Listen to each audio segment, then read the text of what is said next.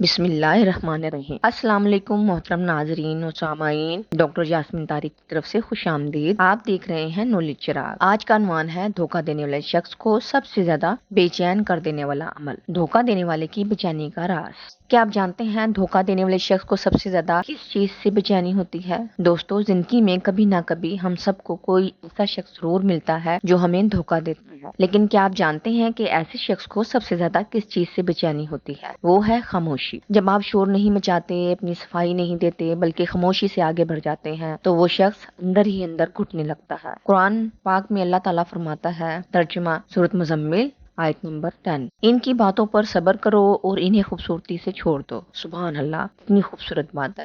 یعنی خاموشی بدلہ نہیں بلکہ ایمان والوں کا حسن اخلاق ہے۔ یہ ہے ایمان کی خاموشی جو شور نہیں مچاتی بلکہ دلوں کو ہلا دیتی ہے۔ Moral lesson. دوستو، بدلہ ہمیشہ چیخنے سے نہیں لیا جاتا، کبھی کبھی خاموشی سب سے بڑا جواب ہوتی ہے۔ اللہ ہمیں وہ صبر دے جو خاموشی میں بھی طاقت بن جائے، آمین۔ دوسرا عمل جس کی وجہ سے دھوکہ دینے والا بے چین ہو جاتا ہے۔ دوستو، جب کوئی آپ کو دھوکہ دیتا ہے تو دل کہتا ہے بدلہ لو، دکھاؤ اسے، مگر قرآن ہمیں ایک مختلف راستہ دکھاتا ہے، کامیابی کا۔ ایک شخص کو اس کے دوست نے دھوکہ دیا، مگر اس نے جواب میں نفرت نہیں محنت کو چنا۔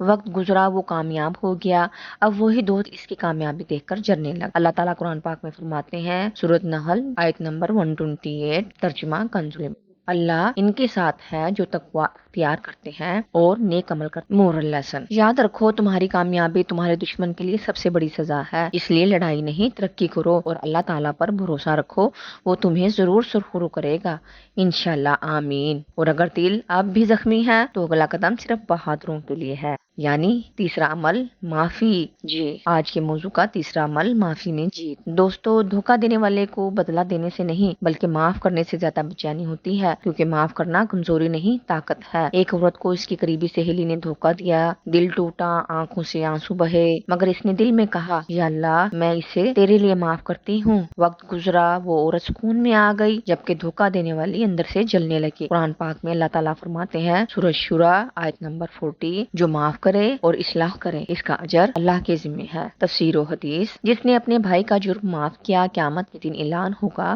اے لوگو، وہ کھڑا ہو جائے جس کا اجر اللہ کے ذمہ ہے۔ اور نبی کریم صلی اللہ علیہ وآلہ وسلم نے فرمایا، جو اپنے اوپر ظلم کرنے والے کو معاف کر دے، اس کے لیے جنت میں محل بنایا جائے گا۔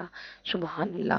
دوستو، معاف کرنا یہ نہیں کہ بھول جاؤ، بلکہ یہ کہ اپنے دل کو سکون دو اور اللہ پر معاملہ چھوڑ دو، کیونکہ اصل جیت اس دل کی ہے جو کینے سے پاک ہو، دھوکہ دینے والے کو بے چین کر دینے والا چوتھا عمل، بدلہ نہیں بلندی۔ دوستو، دھوکہ دینے والے کو بدلہ لے کر نہیں بلکہ اپنی بلندی دکھا کر بے چین کریں، کیونکہ ایمان والا بدلہ نہیں لیتا، وہ بڑھتا ہے، ترقی کرتا ہے۔ نبی کریم صلی اللہ علیہ وسلم پر بھی لوگوں نے ظلم کیے، لیکن آپ صلی اللہ علیہ وسلم نے کبھی بدلہ نہیں لیا، بلکہ آپ نے فرمایا، میں رحمت بن کر آیا ہوں، بدلہ لینے نہیں۔ قرآن پاک میں پیغام، سورہ المومنون آیت نمبر 96، سب سے اچھی بھلائی سے برائی کو دفع کرو۔ سورۃ النبی کی مثالیں۔ آپ حضرت محمد صلی اللہ علیہ وآلہ وسلم نے سراقہ بن مالک کو ایمان دی، عمر بن وہب کو معاف کیا، صفوان بن امیہ، عبداللہ بن ابی، اور یہاں تک کہ حضرت حمزہ کے قاتل وحشی ہندہ بنت عتبہ کو بھی معاف کیا۔ یہ ہے ایمان کی اصل بلندی، برائی کے جواب میں بھلائی۔ دھوکہ دینے والے کو بدلہ نہیں بلکہ اپنی نیکی، کامیابی اور صبر سے بے چین کرو، کیونکہ اصل فتح بدلے میں نہیں بلکہ بلندی میں ہے۔ جب دل ٹوٹ جائے صبر کرو، جب لوگ بدل جائیں خاموش رہو، جب دھوکہ ملے اللہ پر چھوڑ دو، یاد رکھو خاموشی تمہاری ڈھال ہے، سبحان اللہ، کامیابی تمہارا جواب، سبحان اللہ، اور معافی تمہاری عصمت ہے، سبحان اللہ، اور تمہاری کامیابی، تمہاری بلندی، تمہارا صبر تمہارے دشمن کو ایسے بے چین کرتا ہے غصے کی آگ میں جل رہا ہو۔ اور یہی وہ راستہ ہے جہاں سائنس روحانیت سے ملتی ہے، جہاں ایمان انسان کو بلند کر دیتا ہے۔ نالج چراغ ویڈیو اچھی لگی ہو تو لائک کریں، شیئر کریں، سبسکرائب کریں، اور علم کو آگے بڑھانا پھیلانا ثواب کا کام ہے۔ اپنی رائے سے ضرور آگاہ کیجیے گا، اپنا بہت سا خیال رکھیے گا۔ اللہ ہم سب کا حامی و ناصر۔ اللہ حافظ۔